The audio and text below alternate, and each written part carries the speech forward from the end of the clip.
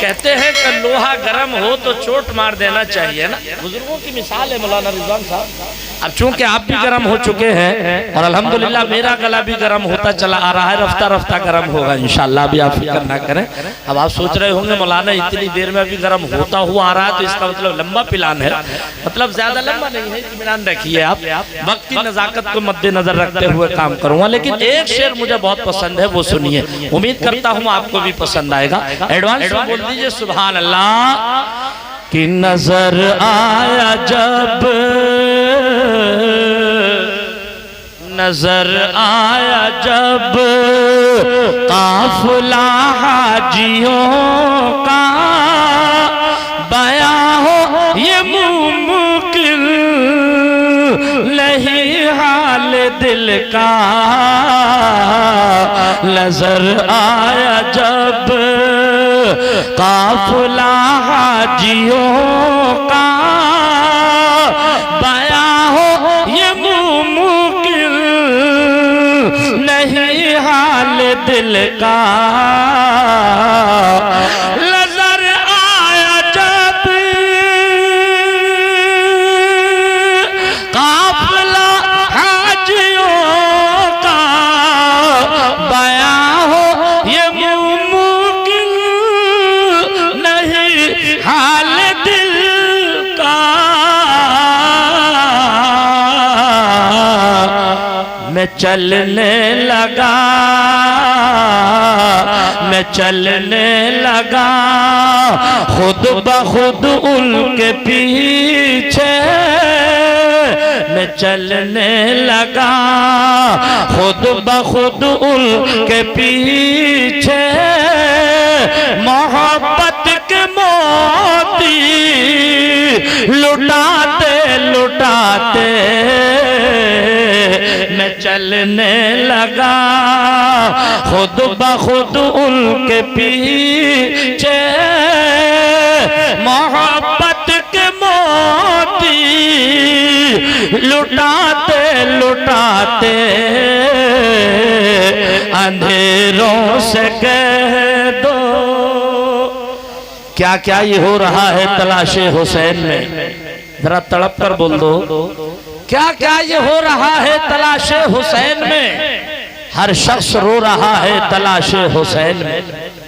ये अशार इसलिए पढ़ रहा हूं ताकि उनका जिक्र करने वालों में भी हमारी टाइम इतना नहीं कि तफसील पर किसी भी टॉपिक पर बोला जाए, टाइम बहुत कम है। क्या क्या ये हो रहा है तलाशे हुसैन में।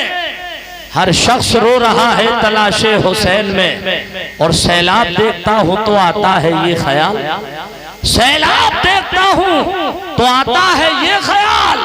पानी भटक रहा है तलाशे हुसैन में, पानी भटक रहा है तलाशे हुसैन में। शादी का प्रोग्राम है। मैंने कारी रिजवान साहब कबिला से पूछा, मैंने कहा ये हमारे चचा जो बैठे हैं ये कौन है। कहने लगे यही आज के प्रोग्राम के कजैत हैं, यानी दूल्हा मियाँ के वालिद गिरामी। चेहरा देखिए अल्हम्दुलिल्लाह बिल्कुल गुलाब की तरह खिल रहा है। आज इनकी मुरझाई हुई कलियों में बहार आ रही है। अजीज़ाने गिरामी, रात के 9 बजे से प्रोग्राम चल रहा है, अभी तक शादी के ताल्लुक से कोई तकरीर नहीं हो पाई। क्योंकि ना मजमा है, जब मजमा होता है तो पढ़ने वाले का हौसला जवान होता है।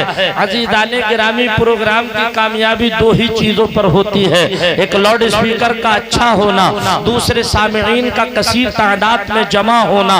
अब अगरचे यहाँ लाउड स्पीकर तो माशाल्लाह लाजवाब है, लेकिन मजमा थोड़ा कम है।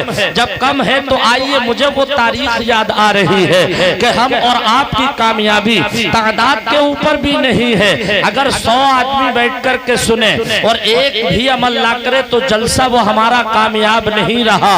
और 20 आदमी बैठ कर के सुन ले और उनमें से 10 ने भी अगर अमल कर लिया अल्लाह के फजलो करम से तो जलसा हमारा कामयाब हो गया। बरादराने मिल्लत इस्लामिया, शादी क्या है, आइए शादी के ताल्लुक से बातें करें। लेकिन अज़ीज़ाने मिल्लत इस्लामिया कब करें और किस वक्त करें, किस अंदाज से करें, आइए पहले इसको समझे। अगर आज किसी के यहाँ शादी का प्रोग्राम हो और उसमें वो किसी नेता की दावत कर दे साहिब खाना, तो जब तक नेता आ ना जाए घर वाले को सारी खुशियां अधूरी नजर आती है। अगर किसी MP MLA की दावत कर दे, जब तक वो आना जाए घर वाले को अपनी सारी खुशियां अधूरी नजर आती है। लेकिन बुजुर्गों, दोस्तों, मुरादाबाद के नौजवान साथियों, आज हमारे साहिब खाना अब्दुल मसीह साहब ने अपने घर किसी नेता की दावत नहीं की, किसी MP MLA की दावत नहीं की। अगर दावत की है तो आमिना के लाल की दावत की है, महबूब जुल जलाल की दावत की है, कौनैन के सरदार की दावत की है। तो आइए, जब की है तो हम और आपको भी अपने आका व मौला हुजूर अकरम सल्लल्लाहु ताला अलैहि वसल्लम का आने का इंतजार है। आइए, रात का 1 बज रहा है, सारी दुनिया सो रही है, हम और आप जाग रहे हैं। क्या अकील भाई की मोहब्बत में आप कहोगे नहीं, या जाकिर हमीरपुरी की मोहब्बत में आप कहोगे नहीं, आप कहोगे मौलाना शहादत हुसैन की मोहब्बत में? मैं कहूंगा बिल्कुल नहीं। तो किसकी मोहब्बत में जाग रहे हैं? तो आप कहोगे जाकिर हम तो इमामुल अंबिया की मोहब्बत में जाग रहे हैं। जरा तड़प कर बोलो सुभान अल्लाह। तो जाग रहे हैं, तो आइए हम और आप अपने आका को याद करें और इस तरीके से करें कि आ जाइए मोहम्मद छोटी सी अंजुमन है। अब जरा जोर से बोलो सुभान अल्लाह के आ जाइए मोहम्मद छोटी सी अंजुमन है। आज टूटा हुआ सा घर है, उजड़ा हुआ चमन है, टूटा हुआ सा घर है, उजड़ा हुआ चमन है। और दामन है यार खाली, कैसे लजात होगी। हाँ, गोशाए जिगर में सरकार की लगन है। बरादराने मिल्लत इस्लामिया, आशिक रसूल ये बताना चाह रहा है, आका मेरे अमाल इस काबिल नहीं है कि मुझे जन्नत मिल जाए।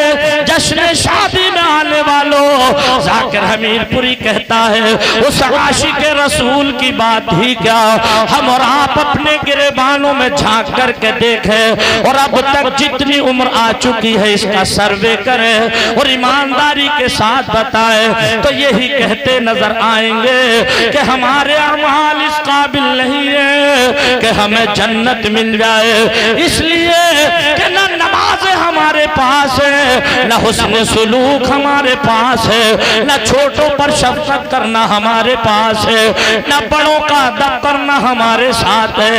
अजीज़ाने गिरामी, वो तो कहिए हम और आप उस पैगंबर इस्लाम की उम्मत में है कि जिसको अपनी उम्मत से इतना प्यार है, इतना प्यार है कि खुद आका फरमाते हैं मुझे अपनी उम्मत से इतना प्यार है जितना माँ को अपनी औलाद से होता है, उससे 70,000 दर्जे ज्यादा मुझे अपनी उम्मत से प्यार है। किसी आशिक ने तभी तो कहा कि दोज़ख में तो क्या मेरा साया न जाएगा। अरे क्यों कह रसूले पाक से देखा न जाएगा। और जन्नत में वो रसूल हमारा न जाएगा। अरे जब तक हर एक उम्मती बख्शा न जाएगा। शादी ये मेरे नबी की आला दर्जे की आला सुन्नत है, लेकिन कब होती है? जब बच्चा जवान हो जाता है। बेटी की शादी कब होती है? जब बेटी जवान हो जाती है। शादी का करना मेरे नबी की आला दर्जे की आला सुन्नत है। आइए थोड़े से और आगे चले। उलमाए किराम बैठे हैं यहाँ पर। इस वक्त मैं ये सोच कर तकरीर नहीं कर रहा हूँ मजमा कम है, बल्कि ये सोच करके तकरीर कर रहा हूँ। जाकिर इसी मजमे में से तेरी जबान से बात कोई ऐसी निकल गई, रब की बारगाह में कबूल हो गई, तो यही प्रोग्राम हम और आपकी बख्शिश और नजात का सामान बन जाएगा इंशाअल्लाह। एडवांस में बोलते रहिए सुभान अल्लाह। शादी का करना नबी की आला दर्जे की आला सुन्नत है। उलमा से पूछो, शादी का करना फर्ज भी है और शादी का करना नाजायज भी है। आप कहोगे जाकिर आज तक हमने नहीं सुना कि शादी का करना फर्ज भी है, शादी का करना नाजायज भी है। सुन्नत को तो सब जानते हैं कि हमने सुन्नत मुस्तफा को अदा किया है, लेकिन फर्ज वाजिबात पर तस्करा कम होता है। आइए शादी पर बात की जाए। इससे पहले थोड़े से पीछे चले। बच्चा पैदा होता है, अजीज़ान गिरामी सुन्नत रसूल का मकाम तो देखें। सुन्नत रसूल को अदा करने के लिए एक महीने का इंतजार नहीं, एक साल का इंतजार नहीं, एक हफ्ते का इंतजार नहीं, एक दिन का इंतजार नहीं। इधर बेटा या बेटी पैदा होता है, उधर सरकार की सुन्नत अदा होती है। आप कहोगे जाकिर वो कौन सी सुन्नत है? दिल की डायरी पर नोट करें। मेरे सरकार ने फरमाया बच्चा या बच्ची पैदा हो, उसके दाहिने कान में अजान पढ़ो, बाएं कान में तकबीर पढ़ो। यह अजान पढ़ना नबी की आला दर्जे की आला सुन्नत है। बात समझ में आ रही है? कोई परेशानी तो नहीं हो रही? माशाल्लाह बहुत अच्छा सुन रहे हैं आप। आपने देखा मैंने बार बार ये शिकायत तो नहीं की कि मजमा कम है। अरे भाई जब कम है तो अब ज्यादा कहां से आए? और हम इसी को कहते रहेंगे कि मजमा कम है, मजमा कम है। तो यार 5 मिनट बोला अपने घर को जाओ, काहे को मतलब ये लंबे टाइम तक तकरीर कर लो। अरे भाई कम है या ज्यादा है, जो पैगाम सुनाने के लिए आए उसे सुनाओ। और यहाँ यही मजमा थोड़ा ही है, यही मजमा नहीं है। पूछो इन उलमाए किराम से, यहाँ रहमत के फरिश्तों की तादाद इतनी होगी कि हमें नजर आते तो शुमार भी नहीं कर सकते। ये बिल्कुल सच है। और आप बहुत अच्छा सुन रहे हैं माशाल्लाह। देखिए बातों में 1:08 हो गए, बार बार मुझे घड़ी देखनी पड़ेगी। आपने हक अदा कर दिया और ये बता दिया कि 1 बजे के बाद भी अरे आंखें ना बंद हो सकी। जरा जोर से 1 बजे के बाद भी आंखें ना बंद हो सकी। क्यों? अरे क्यों के रसूल पाक के अरे आने का इंतजार है। क्यों के रसूल पाक के अरे आने का इंतजार है। दाहिने कान में अजान पढ़ो, बाएं कान में तकबीर पढ़ो। यह अजान पढ़ना मेरे सरकार की आला दर्जे की आला सुन्नत है। और आगे चलो, अभी फर्ज अदा करने के लिए बहुत टाइम बाकी है। अभी सुन्नत का तज़किरा चल रहा है, सुन्नत की बात चल रही है। नबी फरमाते हैं बेटा हो या बेटी, जब 7 दिन का बच्चा या बच्ची हो जाए उसका अकीका करो। यह अकीका करना क्या है? ये भी मेरे नबी की आला दर्जे की आला सुन्नत है। अजीज़ाने मिल्लत इस्लामिया, एक बात अभी थोड़े से और पीछे चले। एक बात मेरे जहन में और आ गई, इसलिए कि आप तो सुन ही रहे हो, ऊपर हमारी बहन बेटियां भी सुन रही है। खास तौर से वो कान लगा करके सुने। नबी फरमाते हैं अजान पढ़ना मेरी आला दर्जे की आला सुन्नत है। एक तरफ तो नबी की सुन्नत अदा हो रही है, दूसरी तरफ एक मूजी बीमारी से नजात मिल रही है। वो बीमारी कौन सी है अजीज़ाने गिरामी? वो बच्चा जिसके कानों में अजान पढ़ दी जाती है, कभी उसके ऊपर सिबिया का दौरा न पड़ेगा। अब इसको समझिए, सिबिया क्या चीज है उलमा तो जानते हैं और हमारी माएँ बहनें बेटियां भी जानती हैं, लेकिन तुम में से कुछ कम लोग जानते होंगे। सिबिया एक परी का नाम है। बताया गया है किताबों के अंदर, जब बच्चा पैदा होता है या बच्ची पैदा होती है, जब तक उसके कानों में अजान नहीं पड़ी जाती, माँ बच्चे को दूध पिलाती है, करवट लेकर के सो गई, वो तो सो गई। उसके सिबिया परी आई, आने के बाद में अपना दूध पिलाया चली गई। उसी वक्त से बच्चा ऐठना शुरू हुआ, अकड़ना शुरू हुआ, जिस्म पर नीले पीली लाइनें पड़ गई, धब्बे पड़ गए, अकड़ना शुरू हुआ, ऐठना शुरू हुआ। किसी ने कहा कड़ा हो गया, किसी ने कहा टेटनिस हो गया। डॉक्टरों पर लेकर के गए, एक दो दिन अकड़ा अकड़ी हुई, बच्चा इंतकाल कर गया।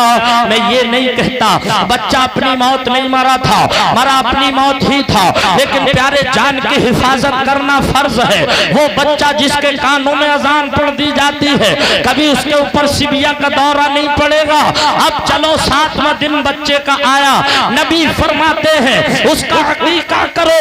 अगर बेटा है तो उसकी जानिब से 2 बकरे, बेटी है तो उसकी जानिब से 1 बकरा या 1 बकरी ज़िबा करो। नबी ने यह भी फरमाया अगर इतनी वुसाअत, इतनी पावर, इतना रुपया नहीं कि बेटे की तरफ से 2 बकरे ना काट सको तो 1 ही काट दो, सुन्नत अदा हो जाएगी। अज़ीज़ाने गिरामी, मसनून तरीका क्या है? उस बच्चे के बाल मुड़ाओ, बालों के वजन के बराबर चांदी खरीदो, किसी गरीब, किसी फकीर, किसी मिस्कीन के हवाले कर दो, सदका कर दो। ये है मसनून तरीका। उसी दिन उसका नाम रखो। अब ये नाम रखना क्या है? ये भी नबी की आला दर्जे की आला सुन्नत है। खुद रख सकते हो तो रखो, वरना उलमाए किराम से रखवाओ। ऐसा नहीं कि मेरा जुमे के दिन पैदा हुआ तो जुम्मा ही होके जी जाएगा, ऐसा नहीं। इतवार के दिन पैदा हुआ मेरा इतवार ही हो जाएगा, पीर के दिन हुआ तो मेरा पीर ही हो जाएगा। ये ईरा पीरा रखने बंद करो, उड्डू गुड्डू रखने बंद करो। उलमाए किराम से पूछो, नाम रखना नबी की आला दर्जे की आला सुन्नत है। अच्छे नाम रखो ताकि तुमको तुम्हारी कब्रों से जब उठाया जाएगा तो जानते हो नाम ले ले करके उठाया जाएगा। अच्छा नाम होना चाहिए। अब आगे चलो, अभी ये शादी से पहले की बातें चल रही है।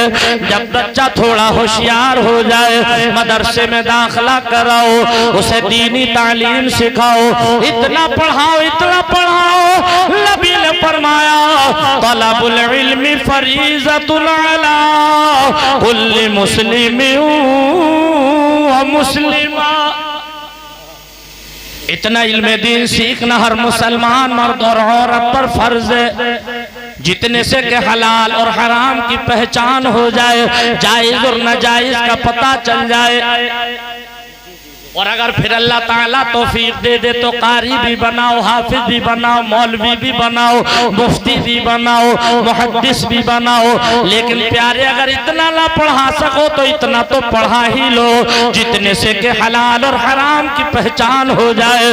मैं हिंदी इंग्लिश की मुखालफत नहीं कर रहा हूँ, मैं ये नहीं कह रहा हूँ हिंदी इंग्लिश ना पढ़ाओ, पढ़ाओ, मेरे बच्चे भी पढ़ रहे हैं अल्हम्दुलिल्लाह। इतना पढ़ाओ, इतना पढ़ाओ ताकि इंजीनियर भी बने हमारे बच्चे डॉक्टर भी बने।